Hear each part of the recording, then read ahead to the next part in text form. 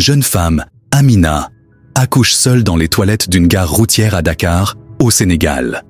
Paniquée, épuisée et submergée par la peur, elle enveloppe le bébé dans un pagne et le dépose délicatement dans un coin, espérant que quelqu'un le trouvera. On découvre qu'Amina, âgée de seulement 18 ans, a fui son village après avoir découvert sa grossesse. Elle est terrifiée à l'idée de devoir élever un enfant seul, sans ressources ni soutien, et craint le rejet de sa famille. Amina vit dans un petit village du Sénégal, entouré de paysages magnifiques mais marqué par des traditions strictes et une forte pression sociale. Le village est un endroit où tout le monde se connaît, et les rumeurs se propagent rapidement. Sa famille est respectée dans le village, mais elle est aussi très traditionnelle. Son père, Moussa, est un agriculteur respecté, et sa mère, Kadiatou, s'occupe de la maison et des enfants. Amina est une jeune fille brillante et rêveuse. Elle adore aller à l'école et rêve de devenir enseignante. Elle est proche de ses amis, en particulier de Fatou, sa meilleure amie, avec qui elle partage tout. Cependant, la vie au village est difficile pour les jeunes filles. Elles sont souvent confrontées à des attentes traditionnelles. Se marier jeune, avoir des enfants et s'occuper du foyer. Un jour, un jeune homme nommé Sékou arrive au village. Il est charismatique, beau parleur et travaille comme mécanicien. Amina est immédiatement attirée par lui et ils commencent à se voir en secret. Sékou lui promet monts et merveilles, une vie ensemble, loin du village, où ils pourraient être libres. Amina, naïve et amoureuse, croit en ses promesses. Quelques mois plus tard, Amina découvre qu'elle est enceinte. Elle est terrifiée et confie la nouvelle à Sékou, espérant qu'il la soutiendra. Mais Sékou, effrayé par les conséquences, disparaît du village sans laisser de traces. Amina est dévastée. Elle essaie de cacher sa grossesse, mais les signes deviennent rapidement visibles. Les rumeurs commencent à circuler dans le village et sa famille finit par découvrir la vérité. Lorsque son père, Moussa, apprend la nouvelle, il est furieux. Il considère que Amina a déshonoré la famille et lui interdit de quitter la maison. Sa mère, Kadiatou, est dévastée mais impuissante face à la colère de son mari. Les villageois commencent à parler. Amina est pointée du doigt et sa famille est humiliée. Elle est confrontée à des regards méprisants et à des commentaires blessants chaque fois qu'elle sort de chez elle. Un soir, après une violente dispute avec son père, Amina réalise qu'elle ne peut pas rester au village. Elle craint pour la sécurité de son enfant à naître et pour son propre avenir. Avec l'aide de Fatou, qui lui donne un peu d'argent et des vêtements, Amina quitte le village en secret, au milieu de la nuit. Elle prend un bus pour Dakar, espérant y trouver une nouvelle vie. Mariam, une femme de ménage d'une 50aine d'années, travaille à la gare routière de Dakar depuis plus de 10 ans. Ce matin-là, elle commence sa journée comme d'habitude, en nettoyant les toilettes. Alors qu'elle pousse la porte des toilettes pour femmes, elle entend un faible bruit, presque un gémissement. Intriguée, elle entre et découvre un bébé enveloppé dans un pagne coloré, posé délicatement dans un coin. Choquée, elle s'agenouille près du bébé et le prend dans ses bras. Elle remarque qu'il est propre et bien enveloppé, ce qui lui fait comprendre que la mère a pris soin de lui avant de partir. Elle murmure des mots doux pour le calmer, tout en se demandant qui a pu abandonner un si beau bébé. Mariam sort rapidement des toilettes avec le bébé dans ses bras et appelle à l'aide. Un collègue, Ibrahima, accourt et comprend immédiatement la gravité de la situation. Ils appellent les secours et, en attendant, Mariam reste avec le bébé, le berçant doucement. Elle remarque qu'il a les yeux grands ouverts et qu'il semble calme, comme s'il sentait qu'il était entre de bonnes mains. Les secours arrivent rapidement. Une ambulancière, Aïcha, prend le bébé et l'examine sommairement. Elle constate qu'il est en bonne santé, bien qu'un peu pâle, et qu'il a probablement quelques heures seulement. Le bébé est emmené à l'hôpital Le Dantec de Dakar, où il est pris en charge par une équipe médicale. Les médecins lui font passer des examens complets pour s'assurer qu'il n'a pas été affecté par son abandon. Dr Diallo, le pédiatre qui l'examine, est impressionné par la résilience du bébé. « Il est fort, ce petit », dit-il à l'infirmière. Malgré tout ce qu'il a traversé, il est en parfaite santé. Le bébé est placé dans une couveuse pour être surveillé pendant quelques heures, mais il n'a besoin d'aucun traitement particulier. Les infirmières lui donnent un biberon de lait et il boit avidement, ce qui les fait sourire. Après quelques jours à l'hôpital, Le bébé est transféré dans un orphelinat local, la Maison de l'Espoir, dirigée par Sœur Marie, une religieuse dévouée et aimante. Sœur Marie accueille le bébé avec tendresse. Elle lui donne le nom de Kofi, ce qui signifie « né un vendredi » en langue akane, car c'est le jour où il a été trouvé. À l'orphelinat, Kofi reçoit beaucoup d'attention. Les autres enfants et le personnel sont immédiatement attachés à lui. Il est décrit comme un bébé calme et souriant, ce qui rend son histoire encore plus poignante. Kofi grandit rapidement, entouré de l'amour et des soins des employés de l'orphelinat. Sœur Marie veille personnellement à ce qu'il ne manque de rien. Les services sociaux tentent de retrouver la mère de Kofi, mais sans succès. Ils publient une annonce dans les journaux locaux, mais personne ne se manifeste. Pendant ce temps, Kofi commence à développer sa personnalité. Il est curieux et éveillé, et il adore être porté par les infirmières, qui le surnomment affectueusement « notre petit miracle ». Après avoir abandonné son bébé, Amina quitte Dakar en bus, le cœur lourd et l'esprit tourmenté. Elle ne sait pas où aller, mais elle sait qu'elle ne peut pas rester dans la ville où elle a laissé une partie d'elle-même. Elle choisit Thiès, une ville plus petite et plus calme, où elle espère pouvoir recommencer à zéro. Avec le peu d'argent qu'elle a, elle trouve une chambre modeste dans un quartier populaire. Amina commence à chercher du travail dès son arrivée. Elle postule comme vendeuse dans plusieurs boutiques, mais sans expérience. Elle a du mal à trouver quelque chose de stable. Finalement, elle est embauchée par Mame Diarra, une femme bienveillante qui tient un étal de fruits et légumes au marché central de Thiès. Mame Diarra remarque la détresse d'Amina et décide de lui donner une chance. Amina travaille dur, s'occupant de l'étal dès l'aube. Elle apprend rapidement et gagne la confiance de Mame Diarra, qui lui confie de plus en plus de responsabilités. Malgré son travail, Amina est hantée par l'image de son fils. Elle se demande souvent s'il est en sécurité, s'il est aimé, et si elle a pris la bonne décision en l'abandonnant. Un jour, en parcourant un journal local, Amina tombe sur un article qui parle d'un bébé trouvé dans les toilettes d'une gare routière à Dakar. Son cœur s'arrête lorsqu'elle lit les détails. Le bébé a été découvert par une femme de ménage et est en bonne santé. Amina commence à suivre l'affaire de près. Elle achète des journaux chaque semaine, espérant trouver des nouvelles de son fils. Elle apprend qu'il a été placé dans un orphelinat et qu'il attend d'être adopté. Ses émotions. Chaque fois qu'elle lit un article, Amina est partagée entre le soulagement de savoir que son fils est en sécurité et la culpabilité de l'avoir abandonné. Elle pleure souvent en secret, se demandant si elle aurait dû agir différemment. Amina pense souvent à se manifester, à aller à l'orphelinat et à réclamer son fils. Mais chaque fois, elle est paralysée par la peur. Elle se dit qu'elle ne mérite pas de le revoir, qu'elle a échoué en tant que mère. Elle imagine ce que les gens diraient si elle revenait. Comment oses-tu réclamer ton enfant après l'avoir abandonné? Ces pensées la torturent et l'empêchent de passer à l'action. Un jour, Mame Diarra remarque qu'Amina semble particulièrement triste. Elle l'invite à prendre un thé après le travail et lui demande ce qui ne va pas. Amina, submergée par l'émotion, finit par tout lui raconter. Mame Diarra l'écoute sans la juger et lui dit « Tu as fait ce que tu pensais être le mieux à ce moment-là. Mais maintenant, tu as une chance de réparer les choses. » Ces mots résonnent profondément en Amina. Mais elle ne se sent toujours pas prête à affronter son passé. Les nuits sont les plus difficiles pour Amina.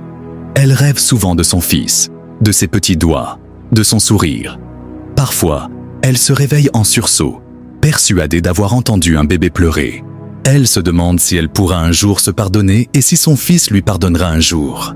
Yao et Fatou sont un couple stérile qui rêve depuis longtemps d'avoir un enfant. Lorsqu'ils visitent l'orphelinat La Maison de l'Espoir, ils tombent immédiatement sous le charme de Kofi, alors âgé de 6 mois.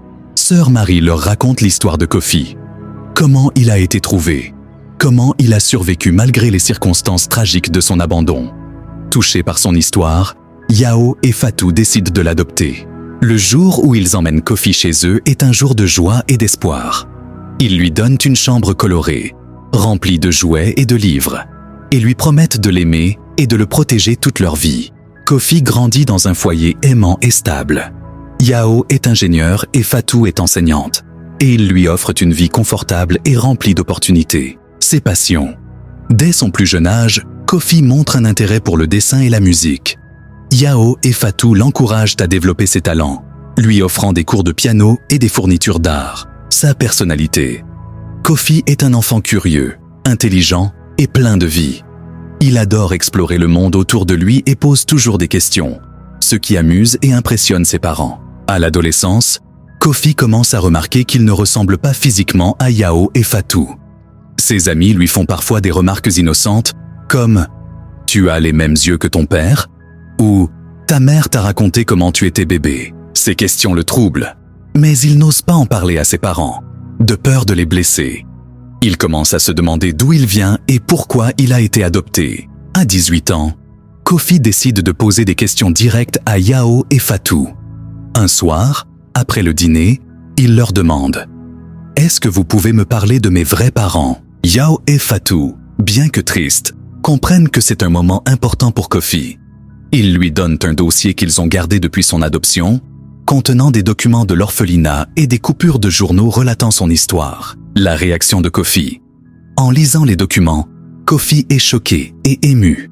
Il apprend qu'il a été abandonné à la naissance dans les toilettes d'une gare routière à Dakar. Il réalise que sa mère biologique a dû vivre une situation désespérée pour agir ainsi. Kofi est partagé entre la colère, la tristesse et la curiosité. Il se demande pourquoi sa mère l'a abandonné et si elle pense encore à lui. Avec l'accord de Yao et Fatou, il décide de partir à la recherche de sa mère biologique.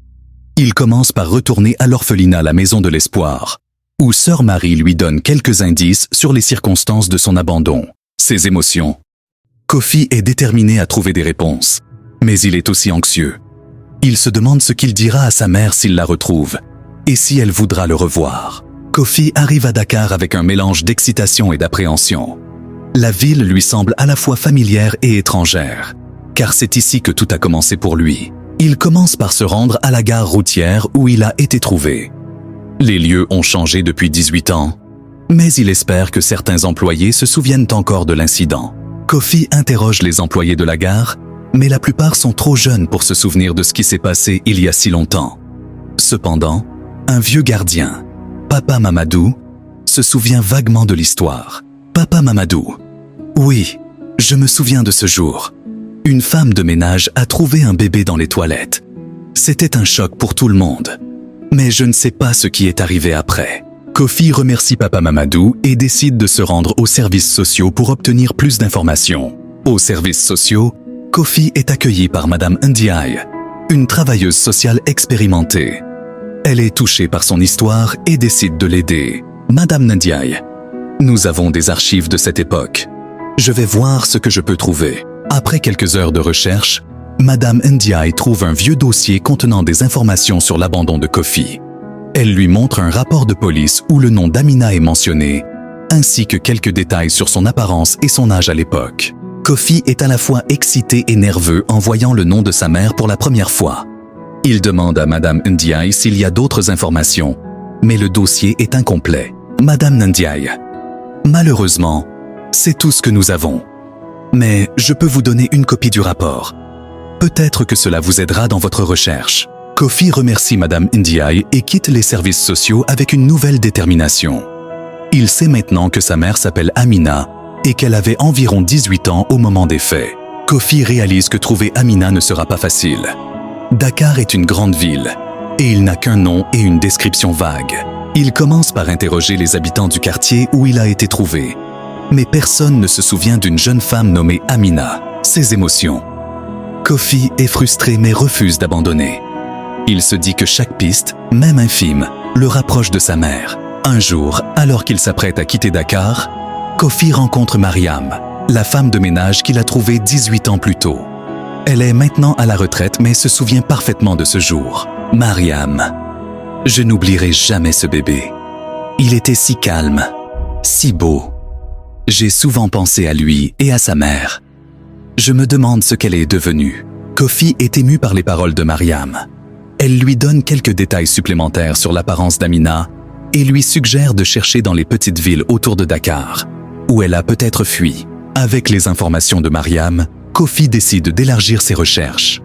Il se rend à Thiès, une ville proche de Dakar, où il espère trouver des traces d'Amina. Ses émotions. Kofi est à la fois anxieux et plein d'espoir. Il se demande s'il est sur le point de retrouver sa mère et ce qu'il dira lorsqu'il la verra. Après des semaines de recherche, Kofi arrive à Thiès et commence à interroger les habitants du marché central. Il décrit Amina aux commerçants, espérant qu'ils la reconnaîtront. Un vendeur de légumes lui dit « Ah, tu dois parler d'Amina. Elle travaille à l'étal de Mamdiara, là-bas, près des fruits. » Kofi sent son cœur battre plus vite. Il se dirige vers l'étal, nerveux mais déterminé. Amina est en train de servir une cliente lorsque Kofi s'approche. Elle lève les yeux et le voit debout devant elle. Il y a un moment de silence, comme si le temps s'arrêtait. Kofi, « Excusez-moi, vous êtes Amina. » Amina est choquée. Elle reconnaît immédiatement les traits de Kofi, qui ressemblent tant à son père. Ses coups. Elle sent ses jambes trembler et pose une main sur l'étal pour se stabiliser. Amina. « Oui, je suis Amina. Qui es-tu? » Kofi. « Je m'appelle Kofi. Je crois que je suis votre fils. » Amina est bouleversée. Elle sent les larmes monter à ses yeux et ne peut pas retenir un sanglot. Elle se détourne un instant, essayant de se ressaisir. Mais c'est trop tard. Les émotions qu'elle a refoulées pendant 18 ans ressurgissent. Amina. Mon fils. Mon fils. Je ne pensais jamais te revoir. Kofi, de son côté, est partagé entre la colère et la tristesse. Il a tant de questions, tant de choses qu'il veut dire, mais il ne sait pas par où commencer. Kofi et Amina s'éloignent de l'étal et s'assoient sur un banc à l'écart du marché. Les passants les regardent avec curiosité, mais ils sont trop absorbés par leur conversation pour y prêter attention. Kofi. Pourquoi m'as-tu abandonné? Amina baisse les yeux, incapable de soutenir son regard. Elle prend une profonde inspiration avant de répondre. Amina. Je n'avais pas le choix. J'étais jeune, terrifié. Je ne pouvais pas m'occuper de toi. Je pensais que tu serais mieux sans moi. Kofi. Mais tu ne m'as même pas donné une chance. Tu ne m'as pas laissé le choix. À moi. Amina pleure silencieusement, les épaules secouées par les sanglots. Elle sait que Kofi a raison, mais elle ne sait pas comment exprimer tout ce qu'elle ressent. Amina commence à raconter son histoire. Son amour pour ses coups, sa grossesse, la disparition de ses coups et la réaction de sa famille. Elle explique comment elle a été rejetée, humiliée, et comment elle a cru que l'abandon était la seule solution. Amina, je pensais que tu serais adoptée par une famille aimante, que tu aurais une vie meilleure que celle que je pouvais t'offrir. Je ne voulais pas que tu souffres à cause de moi. Kofi écoute attentivement, essayant de comprendre les circonstances qui ont poussé sa mère à agir ainsi. Il réalise qu'elle a agi par amour, même si c'était un amour désespéré. Kofi est partagé entre la colère et la compassion. Il veut être en colère contre Amina, mais il voit à quel point elle souffre et comprend qu'elle a agi sous le coup de la peur et du désespoir. Kofi, je ne sais pas si je peux te pardonner, mais je veux essayer de te comprendre. Je veux savoir qui tu es et pourquoi tu as fait ce choix. Amina lui prend la main, les larmes aux yeux. Amina, je ne mérite pas ton pardon, mais je veux te connaître. Je veux être là pour toi, si tu me laisses une chance. Kofi et Amina restent assis sur le banc pendant des heures, parlant de leur vie, de leurs espoirs et de leurs regrets. C'est une conversation difficile, mais nécessaire. Kofi, je ne sais pas ce qui va se passer maintenant, mais je veux essayer de construire quelque chose avec toi. Tu es ma mère, après tout. Amina sourit à travers ses larmes, soulagée et reconnaissante. Elle sait que ce ne sera pas facile, mais elle est prête à tout pour regagner la confiance de son fils. Après des heures de discussion sur le banc du marché, Kofi et Amina commencent à se comprendre davantage. Les mots coulent plus facilement, même si les émotions restent intenses. Kofi, je ne peux pas imaginer à quel point ça a dû être difficile pour toi. Je ne sais pas ce que j'aurais fait à ta place. Amina, je ne veux pas que tu me excuses. Je veux juste que tu saches que je t'ai toujours aimé, même si je n'étais pas là. Tu as toujours été dans mon cœur. Kofi regarde Amina, cherchant la sincérité dans ses yeux. Il voit la douleur, mais aussi l'amour inconditionnel qu'elle a pour lui. Amina prend une profonde inspiration et s'exprime avec une vulnérabilité rare. Amina, je suis désolé, Kofi. Désolé de t'avoir abandonné. Désolée de ne pas avoir été assez forte pour te garder avec moi. Je ne peux pas changer le passé, mais je veux faire tout ce qui est en mon pouvoir pour être là pour toi maintenant. Kofi écoute attentivement, sentant un poids se soulever dans son cœur. Il réalise que sa mère a porté cette culpabilité pendant 18 ans, tout comme il a porté ses questions et ses doutes. Kofi réfléchit un moment avant de répondre. Il sait que le pardon ne viendra pas du jour au lendemain, mais il est prêt à essayer. Kofi, je ne sais pas si je peux tout oublier, mais je veux essayer de te connaître.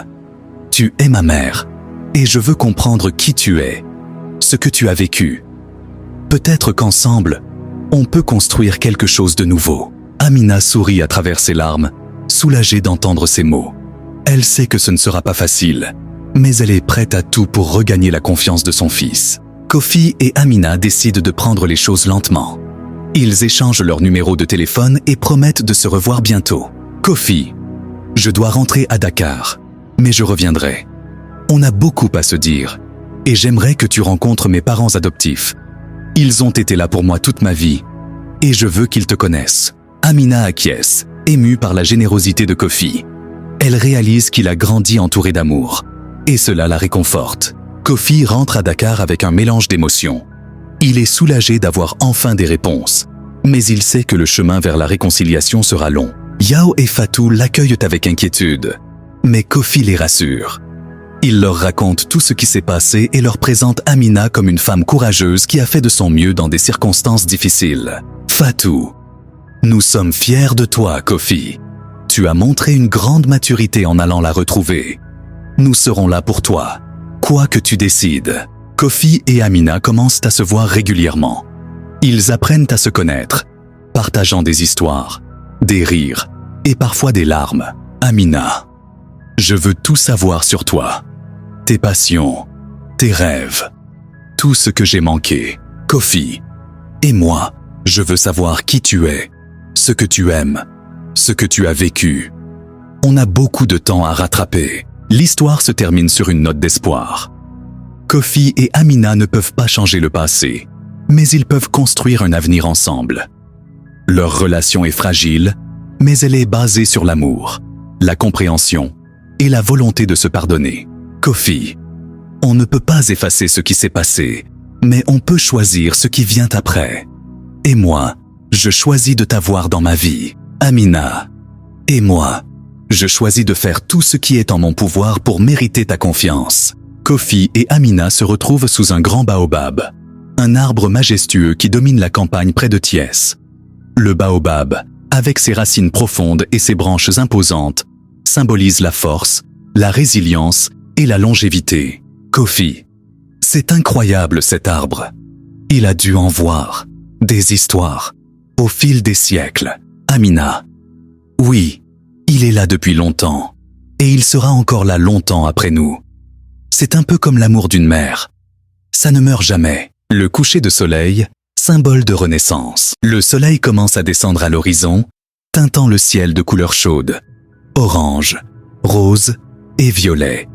Le coucher de soleil symbolise la fin d'un chapitre et le début d'un nouveau. Kofi, c'est beau, non? Chaque jour, le soleil se couche, mais il revient toujours le lendemain. Amina, c'est vrai. Peut-être que c'est un signe, que peu importe ce qui arrive, il y a toujours une chance de recommencer. Assis côte à côte, Kofi et Amina partagent un moment de silence, absorbant la beauté du paysage et la paix qui les entoure. Kofi, je ne sais pas ce qui va se passer maintenant, mais je suis content d'être ici, avec toi, Amina. Moi aussi, Kofi. Moi aussi. Je ne peux pas changer le passé, mais je veux être là pour toi, maintenant et pour toujours. Kofi prend la main d'Amina, un geste simple mais chargé de signification. C'est un signe de pardon, de compréhension et d'amour. Kofi, il se sent apaisé, comme si un poids avait été enlevé de ses épaules. Il sait que le chemin vers une relation complète avec sa mère sera long, mais il est prêt à l'emprunter. Amina, elle se sent enfin libérée de la culpabilité qui l'a rongée pendant tant d'années. Elle sait qu'elle ne mérite pas entièrement le pardon de Kofi, mais elle est déterminée à tout faire pour le mériter. Parfois, la vie nous sépare, mais l'amour nous rapproche. Kofi et Amina ont choisi de se donner une seconde chance, de construire une relation basée sur la compréhension et le pardon. Leur histoire est une preuve que, peu importe les épreuves, il y a toujours de l'espoir. Cette histoire vous a touché? Si vous avez été ému par le parcours de Kofi et Amina, n'oubliez pas de liker la vidéo et de vous abonner à la chaîne pour ne rien rater des prochaines histoires captivantes. Chaque like et chaque abonnement nous aide à partager plus d'histoires comme celle-ci. Merci pour votre soutien.